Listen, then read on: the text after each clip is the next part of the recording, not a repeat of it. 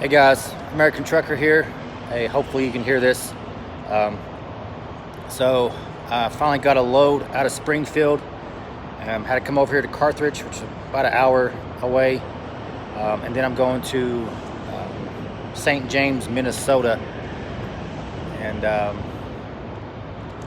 today's the 6th. My pickup wasn't supposed to be until 02 on the 7th. So I got here,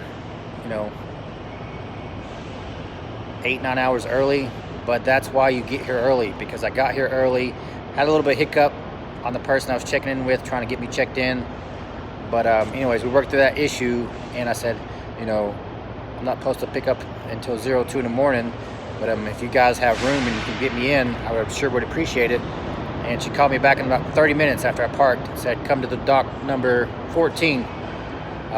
So that's where I'm at. So if you drive for Prime and you've picked up a lot in Missouri, you kind of already know by the scenery probably where I'm at.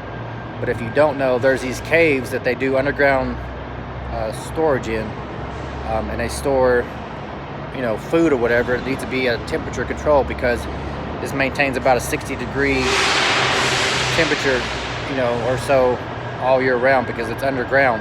So these big long caves, as you can see, that you drive into. They go on both sides, and they go for a long ways, and there are several different routes you can go, but it's a pretty tight squeeze. Well, I backed into right here, in front of it, there's this wall. It's not that bad really. It seems worse than it is, because you have a roof over your head. You can see up here it seems pretty tight, and you got walls all around you. You got pillars you got to navigate around, try not to hit, which I'm sure plenty of people do. I've been here once before. It was actually whenever I was in training. That's the last time I was here, so it's been over a year ago, and I forgot about this place. But I remember it being pretty cool back then. One thing that's not cool is if you get stuck inside here, which hopefully I can get in and get out, but you have no cell phone service at all. So if you're old school, you'll be okay. You'll figure out something to do, read a book, get a notebook out and start writing down doing some brainstorming on ideas you got for whatever you're trying to do or accomplish in life. But if you're a young buck in your 20s and this phone is your life, and you can't go more than an hour without checking your social media page or whatever, you might be in trouble if you come to pick up here. I guess technically I could walk, way out there. There's an exit way back in there. Probably half a mile, but that don't bother me. I have no problem. I'll make a video. I can make a video. I don't need social media for that, or the internet. But yeah, if you need social media, this might be the time to clean your truck or do something that doesn't require you being online. But anyways, it can be a pretty tight squeeze back in here. As you can see here, there's my truck, and I had to kind of navigate around that pillar right there, and you can see there's not much space in there. So, but there's enough room up front here. As you can see this truck going by, there's enough room to get in here. You may have to wiggle in or do a few pull-ups, but it's definitely doable. Once you get in here, you don't need an APU. You're not allowed to run your APU or your engine, but like I said, it's like 60 degrees in here, so it's like perfect weather. But you don't need that. Other than that, these are the caves. I don't know, people call them the caves. I'm sure there's some other names for them, but it's in Carthage, Missouri. So if you Google that, you can I think there's YouTube videos guys have made inside these caves and showing you around and talking about them. Hang on, man. I don't know if you can hear this truck going by. It's pretty loud. He might be parked right next to me. If he is, I'll jump in the truck. Just give me a minute to looks like he's setting up. Probably pull in here. Maybe. He might be going to the next one over. I hope he is, because if not, that's a terrible setup. We'll see where he goes. Yeah, he ain't coming next to me. But anyways, so I'm going to St. James, Minnesota. I have usually have pretty good luck going to Minnesota. I like Minnesota. I like the state. People up there that I've met so far, just in passing, seem pretty nice. Over there, America First. You can see that. yeah, I'm gonna change that. It's kind of gaudy, if you ask me. It looked better up close. That's not that bad, but when you start getting far away, it's actually hard to read. America First Transportation, but so I'm gonna work on those graphics. You might got some ideas on how to clean those graphics up, or I'll probably just do totally new graphics because, like I said, once you get farther than like 10 feet away, get close, you can kind of see it. But those, I guess, the combination of the way the letters are and the colors and stuff just don't work right. But I ain't spending no money on that right now. You know I'm a tightwad on a lot of things. I'll splurge on a few things, but hey, that's on there. That's gonna be on there probably. I doubt I will change it. I say I want to because it's not that good, but I doubt I will because it costs too much. It costs too much to me to redo it. But anyways, but yeah, these caves are pretty cool. I'll walk over here. Let me show you. I don't know what all they have here. I did read a little bit online. They said something about, of course, it's cold storage for food and I don't know what else, but there's a lot of conspiracy theories on aliens and government conspiracies and things like that. So I don't even know if I'm supposed to be walking around here, but I guess someone will stop me here in a minute if I'm not. But you just have all these little like rooms, and down through here, someone's got trailers in them, and they just go. They go around that corner way down there, and they just keep going. But anyways, when I was going in the outbound lane to Springfield, trying to get off the yard, I was stocked up, had their fridge stocked up from Walmart, healthy foods. I'm topped off on fuel. I did that the day before, went ahead and got full of DEF, diesel exhaust fluid, and regular diesel for the tanks, ready to go. And here I am in the outbound lane, about to pull out. They type my number in before you go off the yard so they know which trailer you're taking. Then I got hit for a trailer inspection. So the annual DOT trailer inspection, not my truck, but the trailer.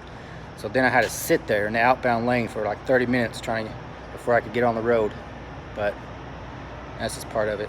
I don't know if I mentioned, but this load is, I don't mind going to Minnesota, so I'm okay with that. And maybe it'll be some cooler weather up there, but it didn't pay that great. I think it paid like $1.85, somewhere in that range, a mile, and that's all miles. That's including every time you hear me say how much it pays per mile, I include all miles. I gotta drive all the miles, so I include all the miles.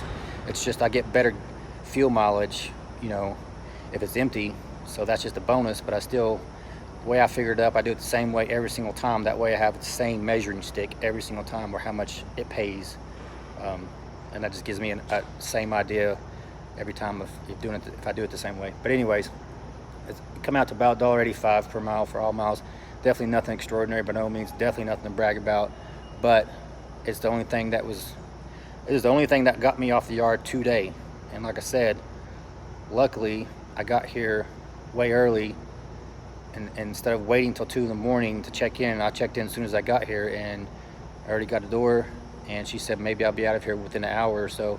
I hope so. And so I can go ahead and get on the road, get a few hours in tonight, drive. Sometimes if I didn't really drive much today, like today, then I like to drive 3, 4, 5 hours go to bed 10, 11 o'clock at night or something, and then get up in the morning, and I only have to drive 6 hours maybe, or something like that, 5 or 6 hours on the back end, hurry up and get there. And then you never know, if I get there early enough tomorrow, which would be Wednesday, instead of waiting until 7 in the morning, which is my appointment time on Thursday, if I can get there at a decent time tomorrow, I'll check in and wink at the service person that you check in with, or the gate guard, or whoever I need to check in with, and say, hey, is there any way you could slip me in a little bit early? I mean, if they will, they can. Most places, it's not really how nice you are to them, but I just like to be extra nice to them, just in case, you know what I mean, when you check in. And most of them aren't too bad. Some of them are getting some moods. If you're a truck driver, you know about some of the gate guards. They get pretty territorial sometimes, and then some of the shippers and receivers, when you check in with them, I mean, it's kind of really depends on sometimes what kind of day they're having, on what kind of service you get. So anyways, I always try to kill them with kindness first, and then if they keep on, then we can have a discussion, I guess. I always try to say, you know what, every time I walk in there, when I start to talk to a shipper or a gate guard, right off the bat, I see some of these truck drivers out here and I know how they act, and some of them just act a fool all the time, no matter what. So I just go ahead and assume that they're not having a good day, and I try to, you know, be as nice as possible to them when I check in, respectful. I say, yes sir, yes ma'am. I don't care if they're younger than me or not. I just try to start off on the right foot and, you know, build a little rapport right off the bat, and then sometimes you never know. You get the hookup like that sometimes. But if you don't, you want to go in there being an ass right off the bat, then, you know, sometimes it could be the opposite. They might accidentally lose your phone number 10 hours later, and you're going back to figure out why ain't you got checked in for a door yet. So hey, I ain't saying kiss nobody's butt by no means. That is definitely not what I'm saying, but I'm just saying you start off doing the right thing, being respectful, because you don't know what kind of day they're having or not, and maybe that will be reciprocated and might work out in your favor. But you know, I got it. There's some people, no matter what, when you check in, you be as nice as possible to them, and they just in terrible moods. I mean, some of them just downright, not just unprofessional, I'm talking just downright angry people sometimes. But I don't know what's going on in some of those guys' lives, and that's not my place, I guess, to try to figure that out. But now I'm rambling. There was something else I was going to talk about, but oh, the guy at the terminal, Springfield terminal, right when I was in the outbound lane, he says he watches this channel, and I want to give him a shout out. And if you watch this video, put your name down in the comments if you want. This is a guy who did work for Schneider. I did get that much information. I was in a hurry because it was an outbound lane. I was trying to get out, but he did work for Schneider. I think he said for at least 9 months or so, give or take. And then now he made a smart choice. He came over here to Prime. So now he's coming in. Hang on, there's a yard dog about to go by me, so if it gets pretty loud, then it's probably why. But anyways, so I am interested. If you're watching this video, leave a comment if you don't care. And I would kind of like to see if you give any pros or cons as far as Schneider versus Prime so far. He said he came in as an A seat. I'm not even sure if he's even on the road or has a truck yet, but he was in there and talking to dispatch when I was talking to him. So if you're watching this, man, leave a comment. Tell me some things that you've noticed that are better or worse that you from Prime versus Schneider so far. He did say he came to Prime because he said Schneider didn't pay that well. So I'm assuming that he knows that Prime, you know, may pay better. I guess he'll be the one to determine that. I can't tell him, or I didn't work for Schneider, so I don't know. But once he gets a few paychecks under his belt and he takes this economy under consideration, I guess he can be the one to kind of decide whether it pays better. But he said Schneider didn't pay that well. That's why he came to Prime. So in my head, I guess he's assuming that Prime does pay better. I guess he'll find out. But yeah, if you let us know, man. Schneider was one of the places that I looked into when I was looking to get into trucking. I heard pros and cons about them, and I just wasn't sure. I don't think it would be a bad place to go based off my research, brand new, but I just get more. All the signs kept pointing, and all the things that seemed better to me kept pointing back to Prime, right? So as you can see, I leased on to him right there. Wait, that's not it. There we go. So now instead of on the door when I was leasing, operated by Prime, that's what it says. Even if you own your own truck, if you don't own your truck, it's going to be Prime across this door right here if you're leasing from them. But if you own your own truck, you put whatever name you want on there, but you still don't let people fool you. They still are employed, well, they have a contract with Prime. I mean, that's basically how it works. You're leased on underneath their authority. So contract in to pull their freight. You can't be going home on home time, pulling other people's freight because of insurance purposes, things like that. And that's all in your contract, but you still kind of work for Prime, I guess, or you pull their freight. You're an independent owner operator. I know people like saying that, but I mean, they sign my paychecks, right? They pay me every week.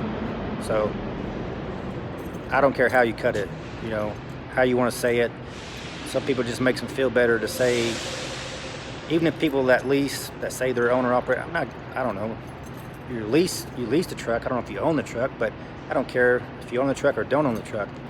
I'm out here just trying to make money regardless. I bought the truck just because I feel like it was the best economic decision to make, or financial decision to make in the long term. You know, I gotta make enough money to pay that back, and then I'm hoping to make a profit. I don't have to put too much money in maintenance or breakdowns or, you know, things like this. So it was still a gamble. So leasing, at the end of the day, you're still just trying to make money. You didn't shell out all the money to buy a truck, but you're paying a high payment each week. But at the end of the day, you're just trying to make as much profit as possible. So the way I see it, we're all in this together.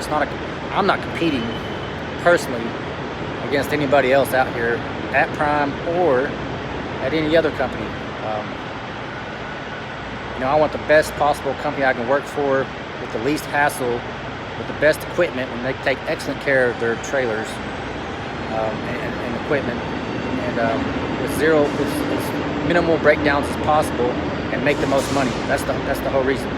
Least aggravation as possible, with the most amount of money as possible.